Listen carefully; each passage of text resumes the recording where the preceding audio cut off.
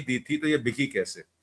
ये सारे एपिसोड जो मैंने आपको 10 या 11 एपिसोड्स बताए हैं, ये 10 या 11 एपिसोड यही दिखाते हैं कि इस ट्रस्ट को बनाया ही लूटने के लिए था। और प्राइम मिनिस्टर मोदी का पीएम केयर फंड हो या तीर्थ ट्रस्ट हो, जो सुप्रीम कोर्ट के आदेश से बना, इसमें इसकी जिम्मेदारी डायरेक्ट पीएमओ में बनती है, प्राइम मिनिस्टर की बनती है, चीफ मिनिस्टर की बनती है।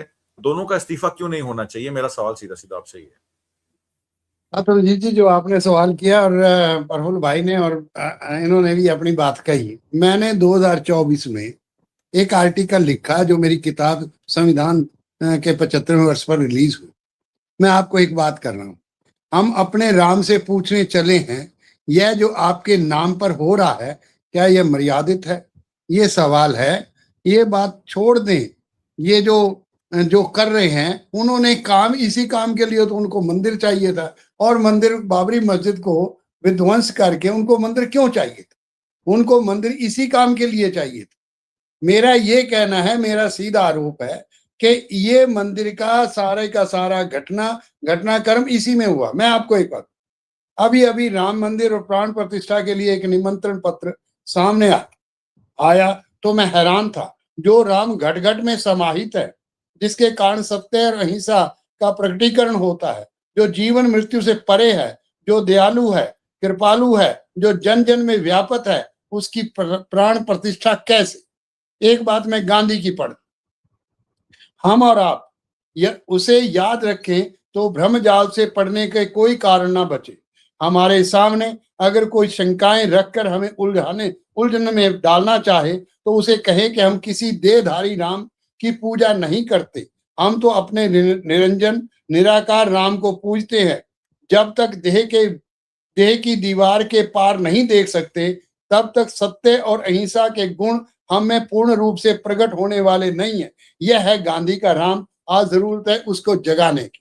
मैं आप जब कह रहे हैं और सब कह रहे हैं, जब उस राम को वही मान ही नहीं रहे, जो गांधी का राम है उसको नहीं मान रहे, और जो कोई और राम है उसको भी नहीं मान रहे, जो व्यापक राम है उसको भी नहीं मान रहे, जो घटघट में बसा है उसको भी नहीं मान रहे। अगर घटघट में वो बसा ही है तो राम को आकर इनको सीधे कर लेना चाहिए था। फिर इसका मतलब यह है कि ये आस्था के नाम पर ये जो सारा अडंबर तैयार हुआ, सवाल तो इस पर पूछा जाना चाहिए, इतने करोड़ों की और वो भी मार्च 2024 में, इसलिए उसका प्राण प्रतिष्ठा की गई ताकि वो इलेक्शन जीता जा सके। तो राम एक मशीनरी बनाकर पेश कर दिया। आस्था का सवाल तो अलग है। अब कोई कहे आस्था है, ये कौन सी आस्था है? ये तो आस्था थी नहीं इनकी आस्था का ही सवाल है। जो ये लूट मची है, जो ये सारे काम हुए हैं, उस लूट के नतीजे क्या निकले? लूट के यही नतीजे निकले जो हम और आप चर्चा करें, उसमें एफआईआर करें, एसआईटी बने, एससीटी बने, कुछ भी बने। मंदिर किसका बना रहे हैं? मंदिर बना रहे हैं राम का। मंदिर बना रहे हैं जो मर्यादित राम है। मंदिर बना रहे हैं सत्य और अहिंसा पर जो चलने वाला है। मंदिर बना रहे हैं जो घर घर में व्यापक है। मंदिर बना रहे हैं घट घट राम बोला है, रामा बोले, राम बिना को बोले रे, उसका मंदिर बना रहे हैं। तो जब इनको ये विश्वास ही नहीं है, इनकी ये आस्था ही नहीं है, इनका ये ढकौंसला है, तो फिर ये जो ढकौंसला हुआ उसके नतीजे यही निकलने थे। उसके और नतीजे क्या निकल सकते? मैंने तो 2024 में लिखा था। मैं ये समझता हूं कि जो आज हमारे सामने नजर आ रहा है, इसके पीछे का सच वही है जो मैं बार बार कहता हूं कि ये जो हम सोच लेते हैं कि राम की क्या राम यही मर्यादित थी? राम अगर उसके ऊपर विश्वास कर रहे थे, इतना धन इकट्ठा किया और इतना कर लिया, तो इनका तो हक ही नहीं बनता कि उस राम की बात करें। गांधी राम की बात कर सकते हैं, कोई और भी मेरे जैसा भी राम की बात कर सकता है। इनके राम के जब ये इतने कर्म कर लिए तो इनको तो ये ट्रस्ट का लेना ही देना नहीं है। ये तो हिंदुओं को खड़ा हो जाना चाहिए कि हमारे राम को बदनाम ना करो। राम के नाम पर ये सब कुछ हुआ है, उसको तो बदनाम ना करो, कम से उसको तो माफ कर दो, उसको तो छोड़ दो, उसको तो रहने दो, राम को तो राम रहने दो। ये कौन से राम की बात ये करते हैं? और राम पर कौन सी आस्था इनकी रह गई? कौन सी आस्था पर ये काम कर रहे हैं? अगर वो मैं या तो वो घट घट में राम नहीं है, या वो मर्यादित राम नहीं है, या वो मर्यादा के अनुसार नहीं राम नहीं है, फिर मंदिर काहे का खोलने चले थे?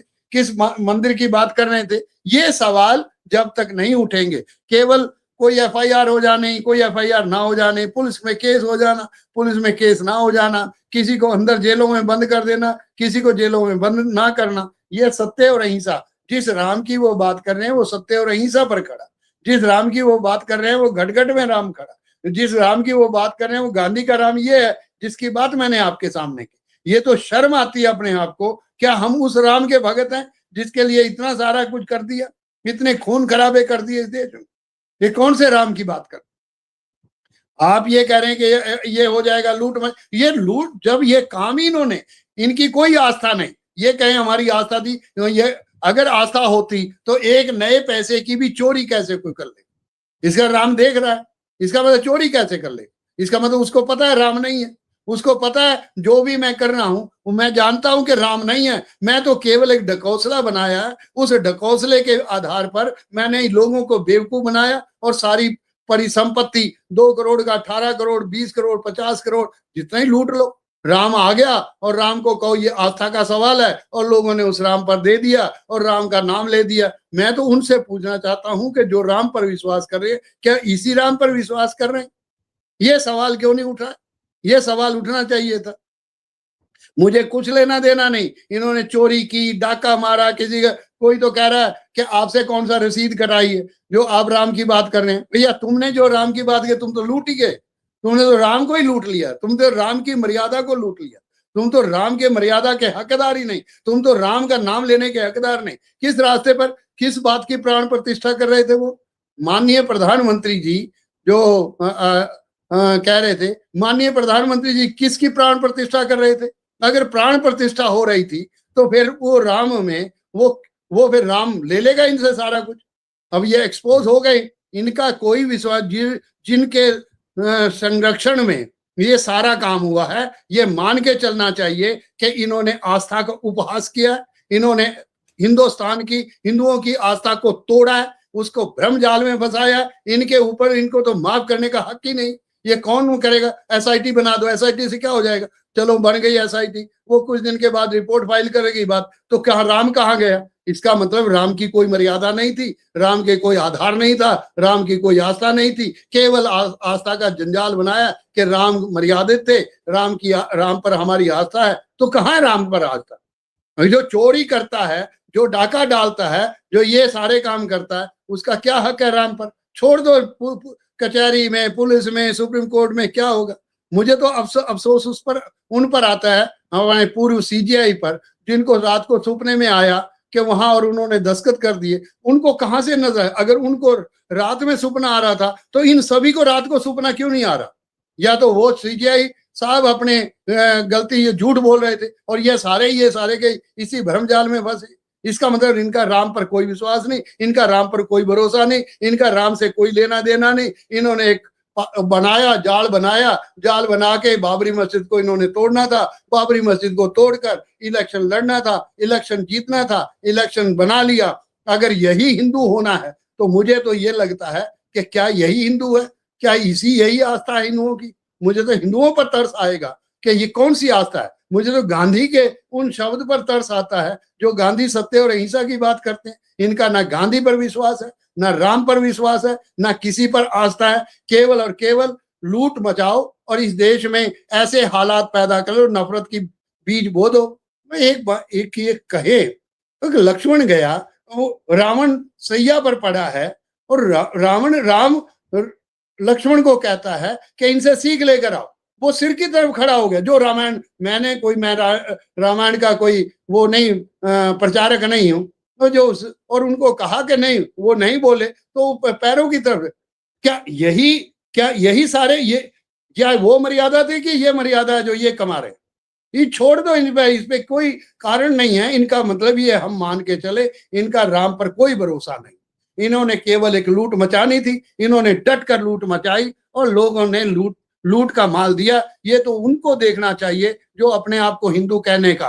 और ये मैं समझ, ये शंकराचार्य कैसे आ गए, कहां से? शंकराचार्य हमारे भी होते हैं, हमारे भी अकाल तख्त का जथेदार नियुक्त होता है, बाकायदा इलेक्शन होता है, इलेक्टेड पार्टी जो है वो इलेक्ट करती है, वही सर्वे सर्वा नहीं हो जाता। यहाँ के तो पता ही नहीं कि शंकराचार्य बनते कहते हैं, उनकी अपॉइंटमेंट कैसे होती है, उनका प्रोसेस क्या है। केवल हम हिंदू हैं और हमें हिंदू होने पर गर्व है, ये हिंदू होने पर गर्व। तो मैं तो केवल इतना सवाल पूछा, मैं उन बातों को नहीं जाना चाहता कि इस पर क्या होगा, 120 बी लगेगी, 100 ये कौन सा लगेगा, कौन सी वो लगेगी, कौन सी धारा लगेगी। अरे राम मंदिर पर धारा लगेगी, राम मंदिर के उस पर लूट पर धारा लगेगी। इसका मतलब जिन लोगों का विश्वास नहीं है उन लोगों को, उन सभी लोगों को खड़े हो जाना चाहिए और वो जाके उस राम की बात को सामने रखें, वहां पूजा करें और अपने आप को क्षमा यात्रा पेश करें कि हमने ये गलती की है। तब है। अब ये मान करते हैं कि नहीं जी हिंदुओं का पैसा था, हिंदुओं ने ले लिया, तो तब क्या। ऐसी ऐसी आवाजें आ रही हैं। मुझे शर्म आती है कि क्या ऐसा भी हमने गुरुद्वारों में, सिखों में देखा है। हम भी माफी मांगते हैं, हमारे से कोई गलती होती है, हम गुरुद्वारे जाते हैं, गुरुद्वारे आगे माथा टेकते हैं कि महाराज मेरे से गलती हुई, मुझे माफ, मैं इंसान हूँ, मेरे से गलती होगी। और अगर कोई बड़ी गलती होगी हम पंचायत के सामने खड़े होते हैं, पंचायत से कहते हैं हमें माफ कर दो। अगर पंचायत से भी ऊपर का मामला होता, अकाल तख्त से, वो देखा नहीं सुखबीर बादल को कि वहां सामने बैठा दिया, उसके हाथ में डंडा देकर, पहरेदार बना के, जो 2 बार का डिप्टी चीफ मिनिस्टर रहा और जो चीफ मिनिस्टर का बेटा रहा हो, उसको सामने खड़ा कर दिया। क्या हिंदुओं में इतनी ताकत भी नहीं है? वे केवल मुकदमा कर दो, FIR कर दो, जेल में डाल दो, SIT बना दो। क्या तमाशा बनाया हमने ये राम के नाम पर। ये कौन सा तमाशा हमने इस देश में रखा है। मुझे तो अफसोस है। मैं समझता हूं कि अमर्यादित सारा काम जो इसने किया। अगर प्राण प्रतिष्ठा ठीक की, अगर प्राण प्रतिष्ठा नहीं की, तो जिन्होंने प्राण प्रतिष्ठा की उन पर भी वो सारे काम लगने चाहिए। तो मेरा तो उनसे आग्रह है कि आज आपके सामने एक मौका है, हिंदुओं के सामने एक मौका है, हिंदुओं को आगे आना चाहिए। अगर उनको गर्व है हिंदू होने पर तो उनको आगे आके इस पर काम करना चाहिए। इन बातों को छोड़ देना चाहिए कि अगर मर्यादित राम पर हम मुकदमे और ये सारा कुछ करने लगे तो फिर राम क्या कर रहा था। इसका मतलब राम जो है ना वो मर्यादित है। इसका मतलब ये कह रहे, मैं नहीं कह रहा, मेरे शब्द नहीं है, ये मान के चल रहे हैं कि कोई राम नहीं, कोई उसका अवतार नहीं है, कोई उसके वो सबको नहीं जानता, वो अंतर आत्मा को नहीं जानता, घट घट को नहीं जानता। ये तो सिद्ध कर दिया इन्होंने, कुछ नहीं जानता। क्या ये कहना चाहते हैं इनको शर्म नाम की कोई चीज नहीं आती?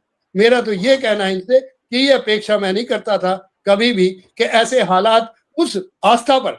फिर कहेंगे आस्था का सवाल है, तो आस्था तो आस्था तो आपने तोड़ ही दिया। आपका नाम तो, आपको तो आस्था नाम लेना ही नहीं चाहिए। आपका क्या आस्था पर है? आपकी क्या आस्था है? आपकी कोई आस्था ही नहीं।